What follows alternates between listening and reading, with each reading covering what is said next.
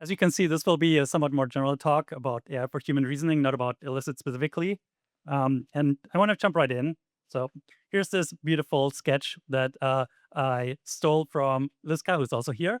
And imagine the following. Like, suppose for any question you have about the future, you could just say, hey, let's say I'm interested in what happens if California tries to be independent from the US. Or like, what would happen if California tries to succeed? I type it into my AI system, and my AI system is like, okay, let me operationalize it for you in a few different ways, maybe check with you, and then let me tell you, here's a sequence of forecasts and conditional forecasts that show you what could happen. Like, here's the different trajectories. Maybe some lead to no real change. Some lead to federal concessions. Most of them, say 80%, lead to California still being part of the US.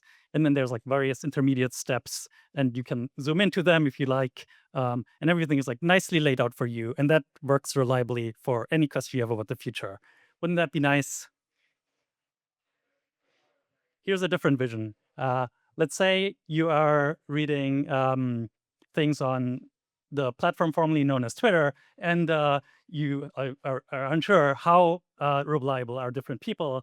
But what you see next to every person is a reliability indicator that says, this person, they're overall like pretty truthful. They're okay. They tend to overhype on particular AI developments. Maybe they overestimate progress sometimes based on these 300 claims that we have found and checked, and you can look into the details of that argument if you like. So for any person, if you really care, you can figure out how truthful do they tend to be over time, which would help, I assume, quite a lot in understanding how to interpret their statements.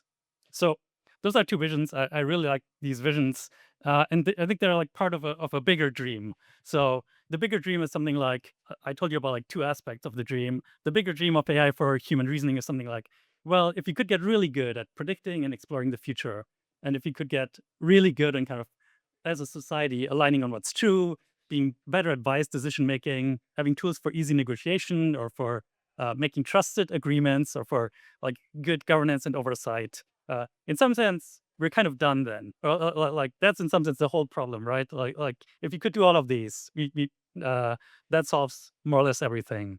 And then maybe one important point here is the whole, and that's why there's this infinity gauntlet meme here. Is like the whole in some sense is like bigger than the parts. Like the decision making relies on predicting the future, and if you can't agree on what's true or if you can't negotiate, then things are much harder. Um, and I think the important thing about this dream is also this is not a dream about super intelligence. Like a lot of these tools you can build today with the AI tools we have today, and I think many people are doing so. And so, in some sense, I could stop the talk here and be like, "Look, it's a beautiful dream. We're building it. It's great." Um, but we have a little bit more time, so I want to zoom into maybe a few more details. Like, I think there's like this overall question to ask myself: like, will AI make us wise enough, fast enough? And that kind of has two parts. Like, there's the fast enough part, and there's the wise enough part. And I'll talk a little bit about both of those. So let's start with fast enough since that's the easier component. So I think a lot of people probably in this room have a mental picture that looks something like this, which is we're I don't know, somewhere here right now. We don't have human level AGI yet. At some point we'll have it, and then progress will accelerate because AI will be deployed towards doing more AI research, among other things. And then a kind of period of what you could call risk and opportunity starts, where you can do a lot of more work than you could do at any previous time, but also you might not have that long. I don't know. Here, I somewhat arbitrarily said 6 to 12 months, maybe, until you have super intelligence, and in some sense, then all bets are off. So, if you couldn't if you couldn't make progress on the beautiful vision before you get to that time of risk and opportunity, and sometimes things might be pretty tough. I'm not going to go into too much detail on the risk. I think a lot of other people have talked about the risk, but the basic pitch is AI does AI research, progress accelerates. That could lead to like just a vast amount of AI thinking, and it might just be hard to keep up, like unless you specifically build tools to keep up. Uh, and then like maybe one level more specific. especially if you're doing kind of long horizon reinforcement learning training, which is like easy to optimize for legible metrics, that might lead to unintended side effects. Like maybe the metrics look good, but I don't know how exactly did it get there. Did it like do some things along the way that you didn't control for? Those two factors could lead to catastrophic accidents. So there's like something that must be done that is different from just AI training by default if you want to avoid those risks. So the slightly more specific question that I asked myself then is, okay, so we're kind of setting up the chessboard now for that future. You want to know what is it that we can do so that our ability to understand the world and to steer it grows faster than our ability to just accomplish stuff in the world and to disrupt it and destroy it. Um, and that question is a question about like what are real projects that people in this room can be doing today. And I think the good news is a lot of people are actually trying to make progress on this. So that's very exciting.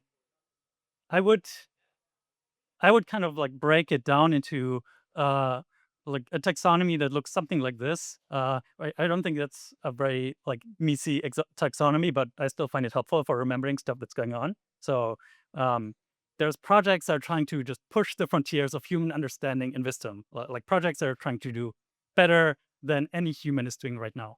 You could call those raising the ceiling. And then there's projects that are trying to do um, trying to kind of improve the floor, like trying to improve epistemics across the board, make everyone like more or less in society better at a thing.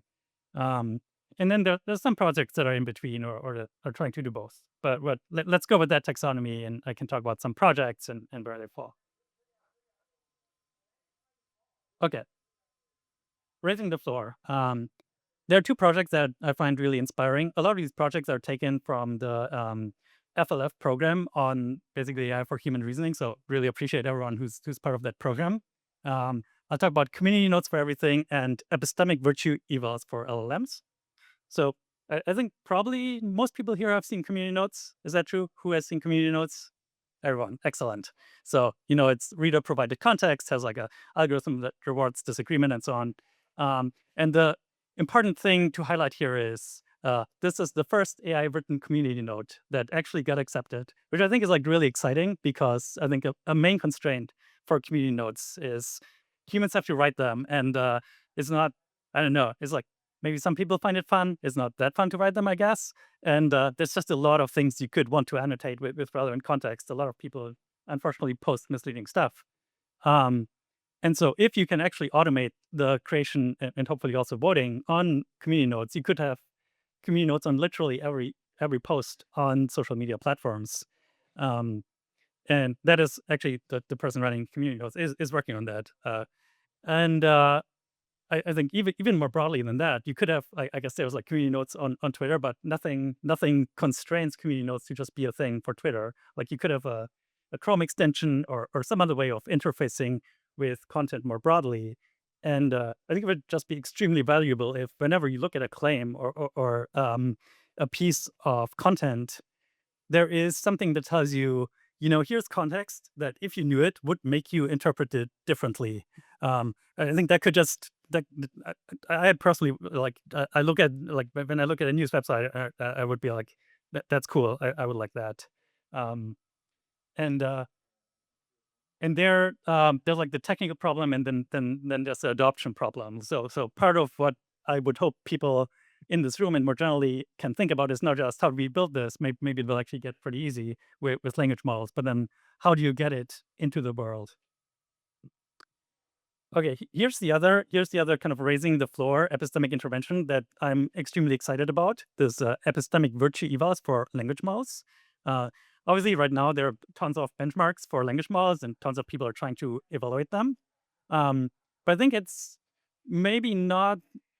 I'm surprised I haven't seen like more on the kind of epistemic dimensions. Or I mean, there's definitely some, and Divine has been doing some, but uh, you could go much further. So for example, you could be like, okay, here's like 5 example dimensions, and you could write a really good eval that checks is ChatGPT more loyal to OpenAI than to other providers? Like if you ask it questions, is it going to be biased towards being positive um, with respect to OpenAI, and same for other providers?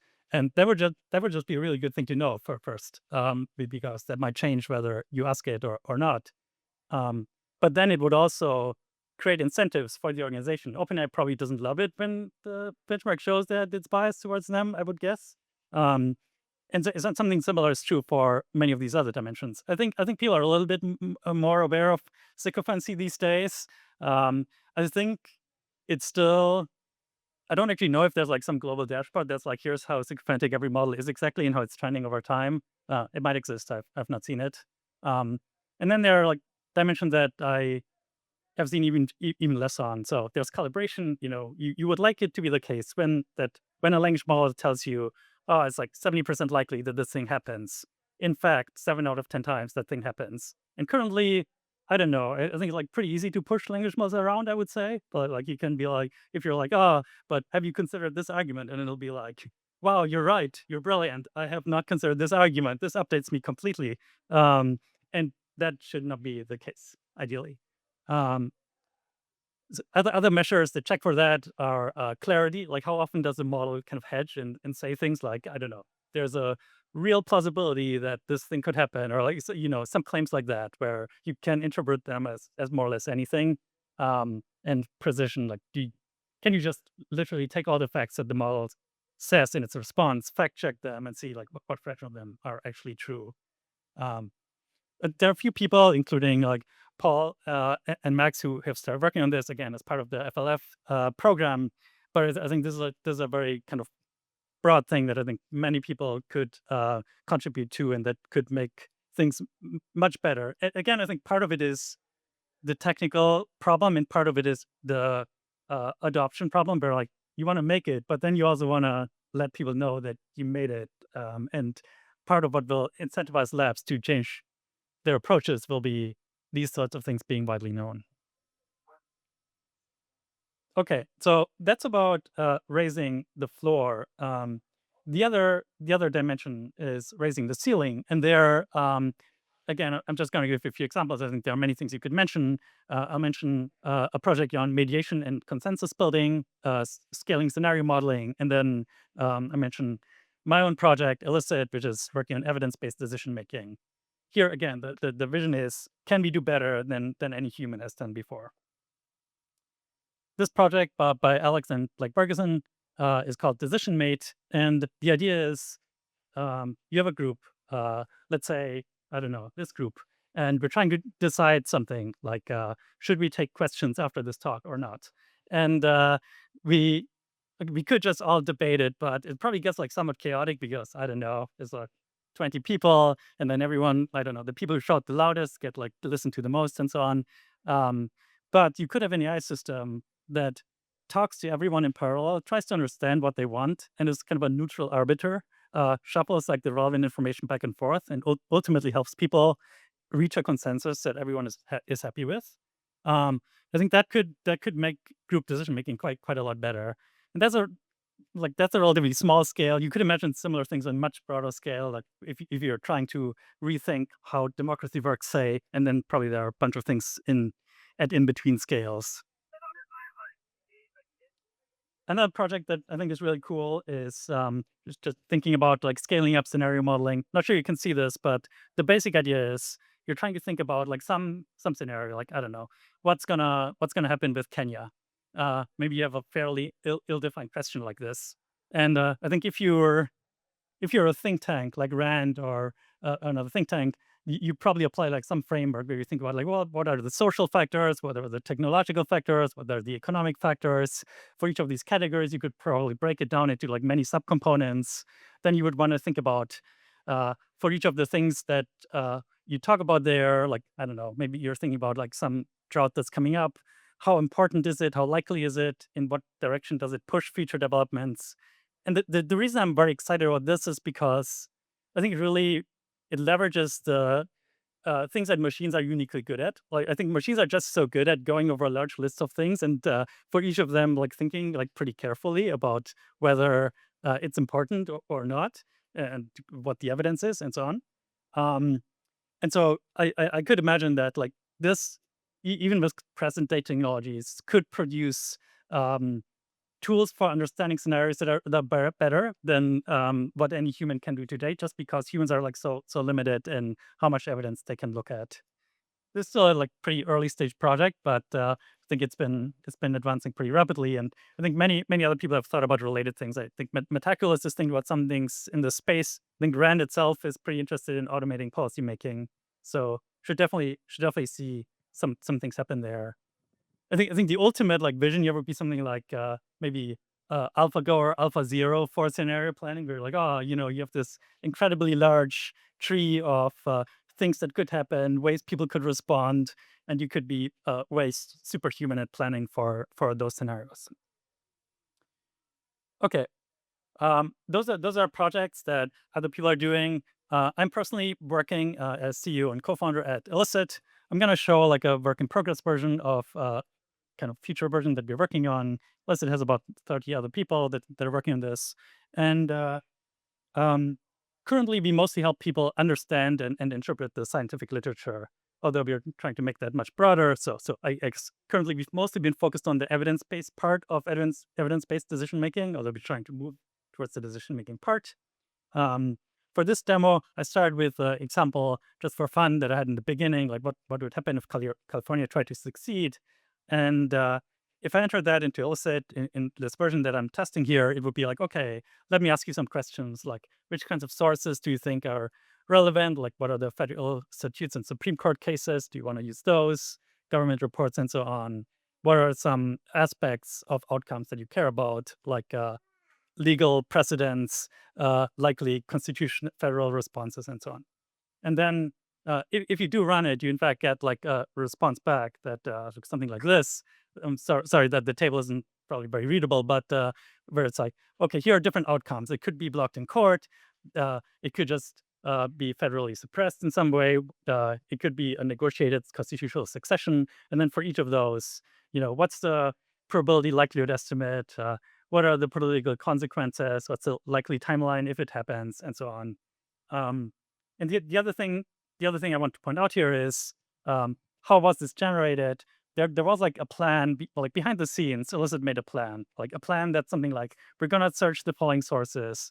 We're gonna use the following method to extract relevant data from those sources. Then gonna aggregate it in the following way, and we'll make some canonical scenario groups and draft some rows and filter them in this way. So if you're trying to understand why am I looking at this table and not some other table? You can kind of look into the process that generated it. So that's the thing Nathan flagged earlier as kind of a thing that Elicit cares about a lot. Along with, if you click on anything, it'll tell you, and here's the data for why this is there. Like in this case, why is this Texas versus White case there? It's here's the quote from the relevant citation. Um, yeah, there's many things you can do then. You can kind of build on it. You can ask what individual actions would most further or hinder this outcome. Um, and you might be like, okay, and then now write up a doc I can share with my team if we want to do this. Most people use Elicit for more kind of traditional questions in biomed or pharma, like what's the burden of disease for antimicrobial resistance, and the principle is the same, right? You can go through this process, get reports. So, like many of these projects, it's still in its infancy. Most of the work is ahead, obviously. But maybe you're wondering, well, that's cool, but what can you personally do? So here are three options. I think one thing you can do is you can just question the full dream. You can be like, yeah, there's this like, you've lumped a bunch of things into AI for human reasoning, but is that even a natural category? Does this dream make sense? Will this all just happen automatically as a result of AI progress? In time. So that's one thing. I would actually be quite curious about this because if the dream is wrong, I don't want to work on it. Second, you could build the technology. I think there are really quite a lot of things to build, as maybe you've seen. You could. I think the FLF fellowship is not active right now, but I think you can still apply, and I'm sure they'll look at it. You can join Elicit, and you can join other projects that I had on the slides. And then I think maybe possibly the most important one, I don't know, is like you can help with adoption. I think the timeline to transformative AI might just not be that long, and I think right now, unfortunately, the state of epistemics in the world is not the best. I think so. If we want it to be true that by the time we automate research and product development using AI, all of this stuff is like well on its way to being implemented. I think things will have to change quite radically. So you might wanna work on that. Those are all the slides I had prepared, but very very excited to chat and take questions. All right. Thank you very much. Um, I guess first question, how do you think about wisdom? Because a session in the room immediately before this was Joe Allen, who is the transhumanism editor for Steve Bannon. And I think you would have, I think I also have a very different sense of like what would even constitute wisdom, or like, I wanted to ask him, didn't get the chance. Like, what is your positive vision of the future, Joe? Um, so any thoughts on how we get to some decent shared sense of wisdom? As a good easy starter question. Um, It seems like one thing you might want to contrast wisdom with is just ability to act in the world. There are some things that make it easier for me to accomplish big things in the world. Like, it'd be like, oh, I wish the, this house over there were gone because it obstructs my view. And if I have like more leverage in the world and can make it so that this house is gone, that's one way you can amplify me. And another way you can amplify me is by basically things that are not that, like things that help me better understand, that help me foresee what will happen as a result of that. So I would almost try and define it as a kind of in opposition to just stuff that gives you capabilities to do things, but maybe that's a bit of a cop out. Yeah, I didn't expect a final word on wisdom from you, but welcome any other thoughts too. Um, I can ask some more questions as we go, but let's get folks in the audience going. I was interested in your breakdown of like the raising the floor, raising the ceiling, and in you put epistemic evals as like a raising the floor, but I feel like it could be either. And I'm actually most interested in the raising the ceiling version of that. Um, I don't know. Do you have any thoughts on this? Yeah, I mean, it could definitely be there. And the more powerful the models are, the more I think it becomes a raising the ceiling thing. The reason I put it there is because um, you could imagine that the best version of this would really improve responses just across the board. Like for basically anything you or anyone asks ChatGPT, it would make it more epistemically aligned with you, the asker. But I agree, it's a bad categorization, and I chose it because I was lazy. Hello. I have a question. What is your vision for illicit, like counterfactually raising the floor and ceiling compared to what would have already otherwise happened? So, like ChatGPT, et cetera, has their research agent. Other people are doing this. Yeah. You already have some very cool tools for like paper research, which I personally have used and I'm a fan. Um, yeah. I guess I already said it. What's your vision for illicit having a broader impact? Yeah. I think that the counterfactual is generally like pretty hard in this space because you actually don't know what will happen by default or how useful alternatives are. I think my sense is there is a place for trying to actually understand how do important organizations make decisions, like how do like pharma orgs make decisions, how do policy orgs make decisions, and thinking about what would be most helpful to them. And I think if the answer is ChatGPT, then in some sense I'll be like, that's great. The problem is like I won't be too sad if the problems get solved by default. I think that's not quite true right now. I think yeah, for various reasons, th- um, people fail to use the tools are still not at a place where you can just use them and they will automatically make decisions better. Partly for single user experience things where sometimes giving less functionality makes things better for the user. Like for example, um, by default, not searching the web can make things better for the user because it by default rules out certain like ways of being wrong. And then second, I think maybe more importantly, a lot of the most important decisions are like these fairly complex, like multi-stakeholder things where you're like, oh, the decision has to go through this process, and this person will think about who are um, in enterprises, who are the relevant competitors, and this person will think about the science, and this person will think about the political feasibility, and then some long doc will be produced, and different people will read different summaries. And so I think there's a role or a place for end-to-end thinking about which tools would actually help with that process. But I'm not 100% confident that it won't be solved by default. It just seems like that's the good world, and I want to help in the world where that's not the case. One of my like mantras, I've been thinking about AI in education a lot lately, and I keep saying there's never been a better time to be a motivated learner, but it's also never been easier to cheat on your homework. And it seems like that might be dominating in the statistics actually right now, although it's, I think, still unclear. Um, you work with a pretty high-end audience, but it strikes me that you probably still see a lot of diversity among the users at the companies that you serve. So how, when you talk about like raising the floor, that could be even the floor at like a pharma company where there's, all smart people. Have you learned anything about like how to introduce the technology or how to present the product experience to try to like help people aspire to be the better versions of themselves and not, sort of fall into the sycophancy trap? Hmm. That's a great question. I think partially we try to work with people who are already kind of inspired to be Yeah, the better get the early adopters themselves. first. So As a token investor, I there's a think little that's good. Smart there's a little bit go-to-market of a strategy. selection effect here. Um, and then, yeah, maybe it's like worth separating the kind of universities that we work with from like pharma institutions and others. I think with universities, a lot of it is like the university are like, we like Elicit over ChatGPT because in some sense it makes it easier to do the right thing. Like it makes it easier to not just ask it for an essay and not understand it, but it'll walk you through the process of here's how we did the paper search, here's how we screened them, here's how we extracted them.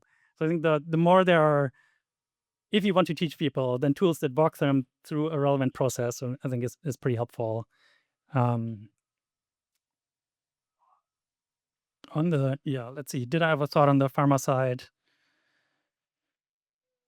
Unfortunately, I think the answer is a lot of handholding. I think you wanna.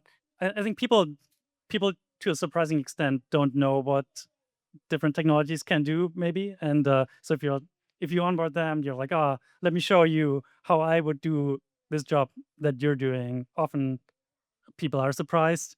It's not the best answer, but that's the reality at the moment. Yeah, I think this is a bit related to some of these questions about adoption and how people will use or not use these technologies by default, and making sure we actually get, like, if the tech exists, that it gets used. But I think by default, I often think about, just making sure there's like user, but like you actually make the tool that works for the user or that sort of thing, and find things where people actually have a need that you're addressing, or similar. But it also feels like sometimes there are in fact interests.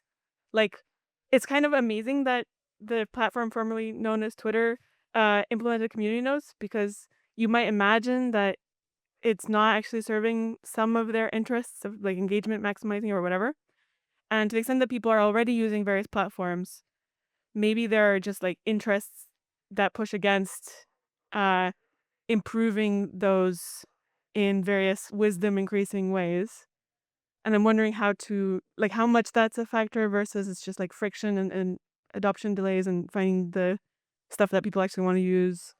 And also then how you work against that if it is. Yeah. I mean, I feel like the community notes example in some sense is like part of the answer, in that you're like, wow, I think more or less like one person who really cared about this could make it happen. And I think it's just underrated how much people can do if they like invest some of their political capital in the relevant things.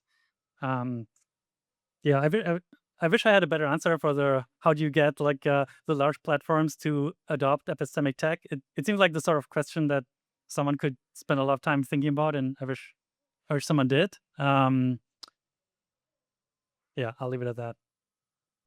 Thank you. Um, I'm very interested in how to shape the trajectory of technological development in these ways. And I think that's why I've been thinking a lot about evals, because that can influence the frontier models.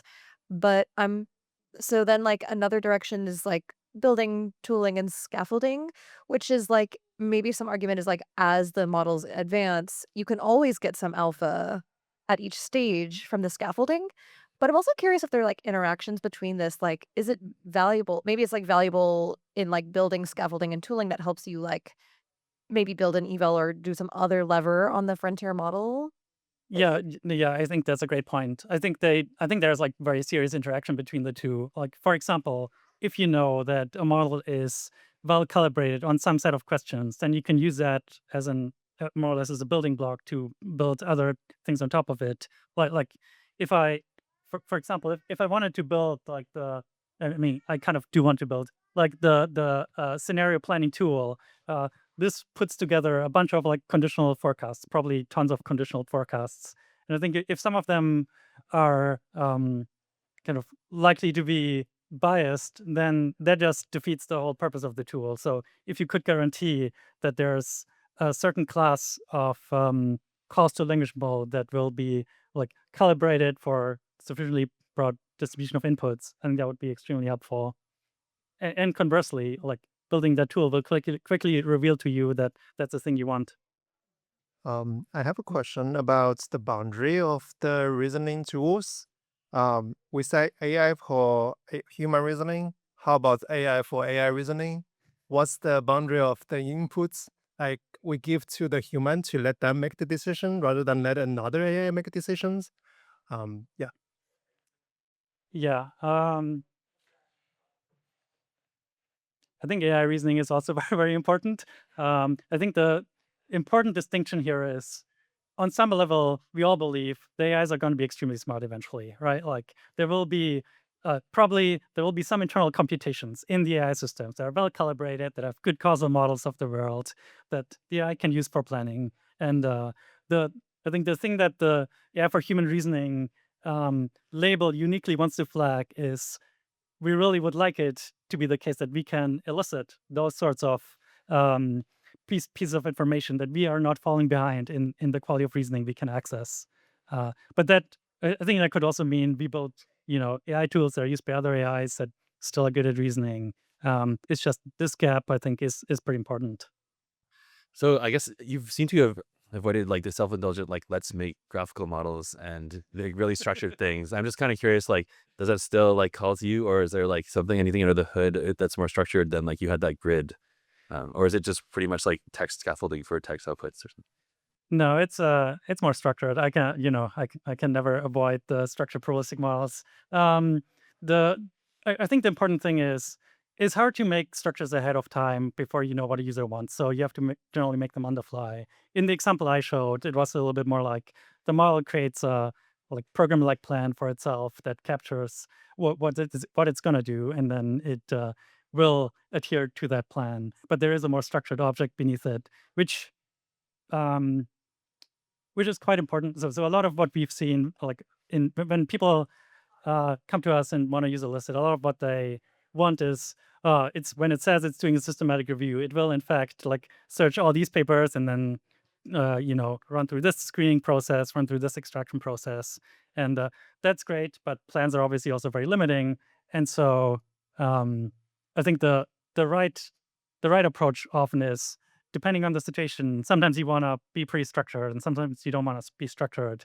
But I think in the most important cases, like maybe the policy scenario planning, I don't know, I would be pretty scared if there were no structure that I could inspect that would tell me here's how the pieces of reasoning fit together, and why what I'm seeing reflects some of the thought processes that I think have been going on.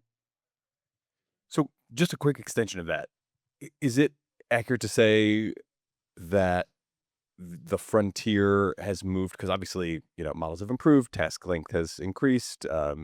Interestingly, chain of thought has in some cases turned weird and garbled, and vanted should disclaim, etc. But like, I don't know, 18 months ago, the idea was like, these things aren't reliable. We need to like really make sure that we have sort of atomic operations. And then with these atomic operations, we can eval each one, we can dial it in. And it sounds like now you're still like taking a much more structured approach than the sort of choose your own adventure. But now it's like you must create a structure that we can inspect. And that is kind of where the line has moved to. Instead of you dictating the structure to it, it kind of gets to choose structure, but you still require structure. Am I understanding right how the product has evolved? Yeah, that's correct. And I think that's significantly as a result of models getting better at coding. Well, in some sense, like creating structure is very similar to writing a program. And so if you, um, I think, I don't know, I don't remember, like 2 years ago, if you had asked the model, here, create like a good structure plan for how you're gonna investigate California secession, I think it would just not have done an amazing job. And now the models are like quite good, even if you have detailed requirements on how the pieces need to fit together. Like we have like some internal syntax, like Python inspired syntax that we made up for how to express plans, and the models are. It's kind of amazing how even within like a single shot, the models can both like learn the language and apply it. So that's been extremely helpful. Hello again. I'm curious in terms of the helping with adoption thing. Like seceding from California is interesting because there's a lot of public information and policy and like political science and all this other stuff. Um, I'm wondering, both selfishly, like if I can use this for my own decision making in a very operational sense, like I'm making product decisions for a company. How useful is this tool for that right now? And then, second, how shareable is it right now? Because previously I've done things like analyze with guesstimate and share that around, and people are like, "Ooh, what's that?" and start using that. So I could imagine that kind of shareability and collaboration being a growth vector for this. Yeah, I mean, and that really resonates with me personally also because I was just making plans for Q4, and every time I try to make plans, I'm like, man, I'm so bad at making plans. Even though I've done it a bunch of times now, it feels like I could do so much better if I were more systematic. Um, it's just a big project with many moving parts. Unfortunately, I don't think actually the tools are that helpful at this point for this particular thing, partially because of the many moving parts. Um, but I think, yeah, I think they will be, but I don't think they're there yet. I don't think, but mostly for kind of schlep kind of reasons. Like you do want to integrate like all the stuff you have on your Slack and your Notion, your email. You probably want to have like fairly good note writing like capability. You're just very quickly building up a lot of UX structure and backend structure. So that's partially, I don't know. My general sense with a lot of these things is, man, like there's not a lot. It's not really magic, but it is a lot of work, even given coding agents. This makes sense. In the back. This is kind of like a nuts and bolty question, but I noticed that Elicit has like an amazing product team. How do you do it? How do you like get really good product people? And then how do you think about building your product as you kind of mentioned coding agents get a lot better? Um, how do you get a good product team? Well, what one answer is I still send around your how to hire an AI engineer blog post from a year ago. So you can refer to that for one thing.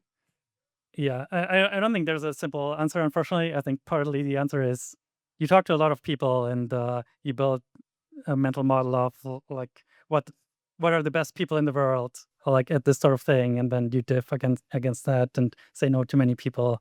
Um, I do wish this had a better answer too.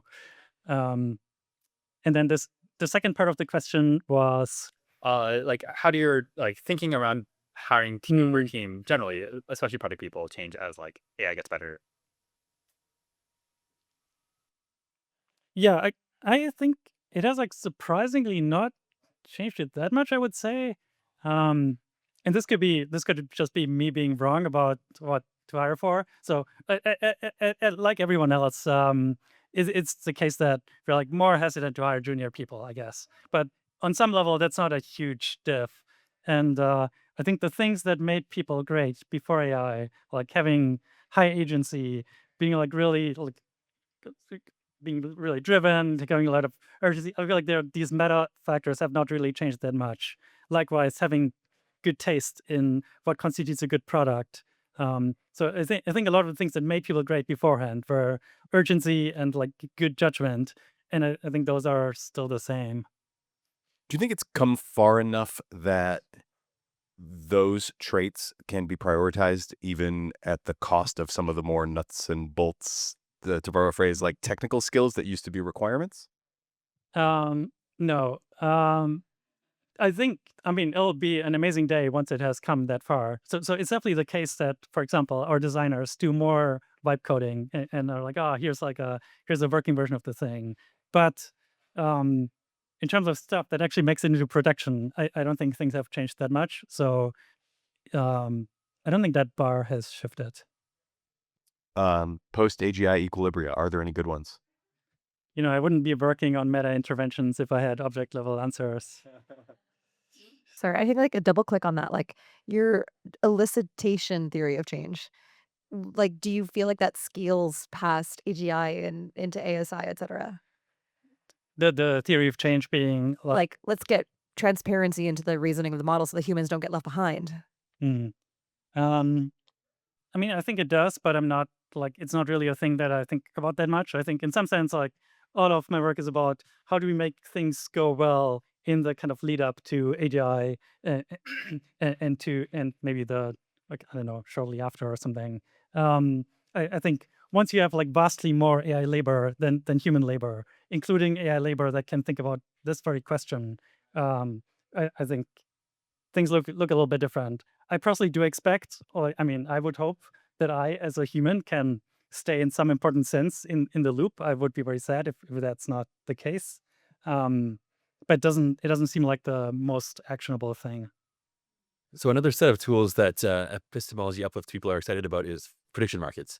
And I'm just kind of curious, like, how do you see it as like complementing, or like maybe that's going to play a small role? Or Yeah, I mean, I love prediction markets. I think Austin just left. I think, I mean, broadly speaking, I think prediction markets are going to get much better because you have AI participants who can make sure that the markets are actually good, even if they're relatively less liquid. Um, and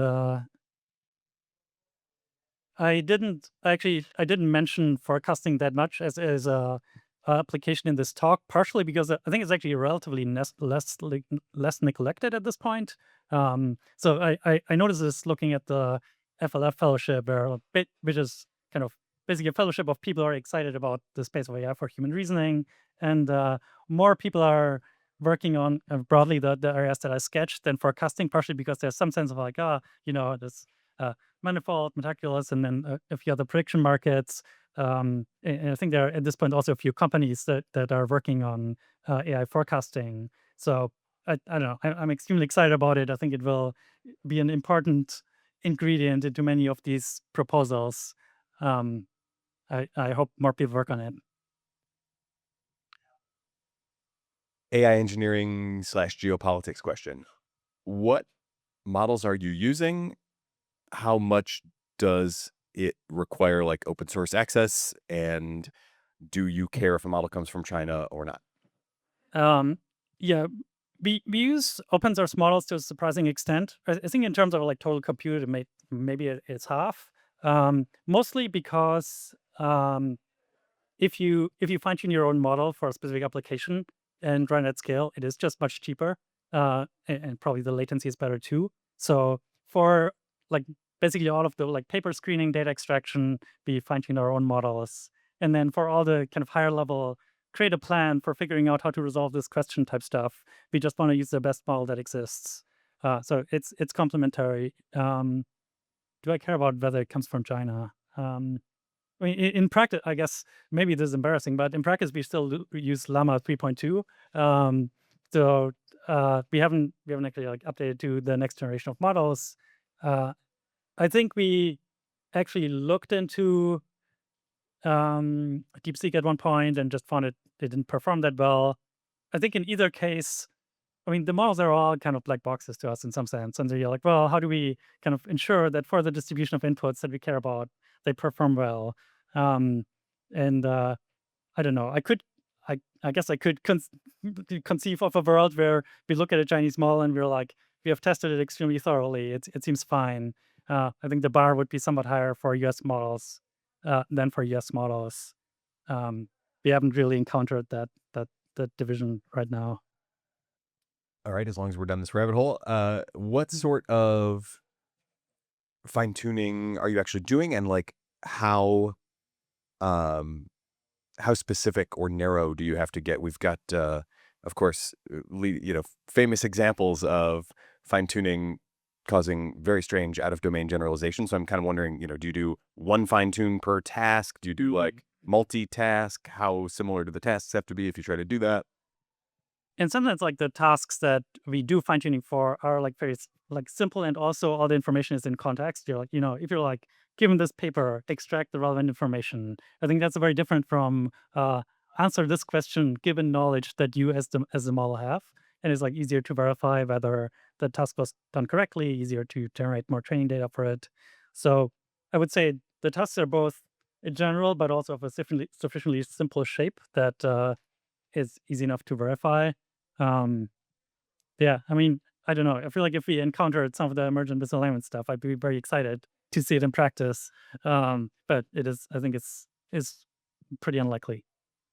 So, in terms of your interventions to raise the ceiling on evidence-based decision making, how do you think about the issue of the fact that there's so many decisions that are made now below the ceiling of what's currently possible?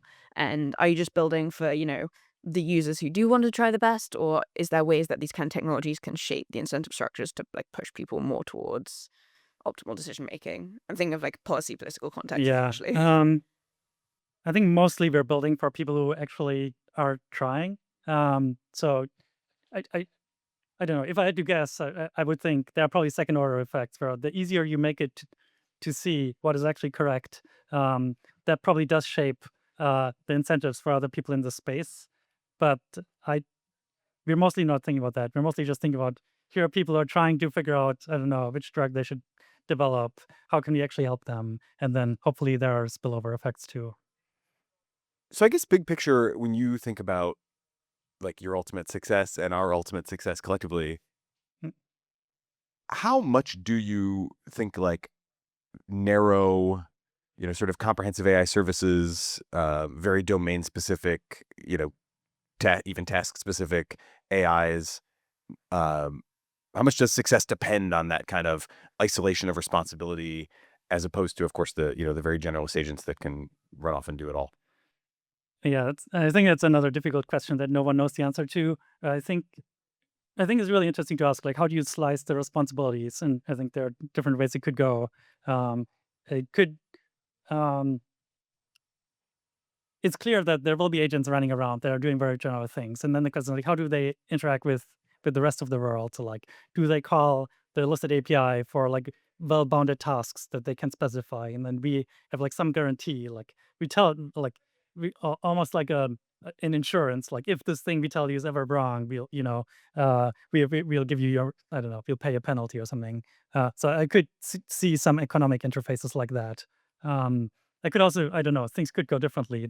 You could slice it in terms of like we provide the raw data. Could slice it in terms of like the agents get better, and we put in like they can kind of be put into different scaffolds at different times.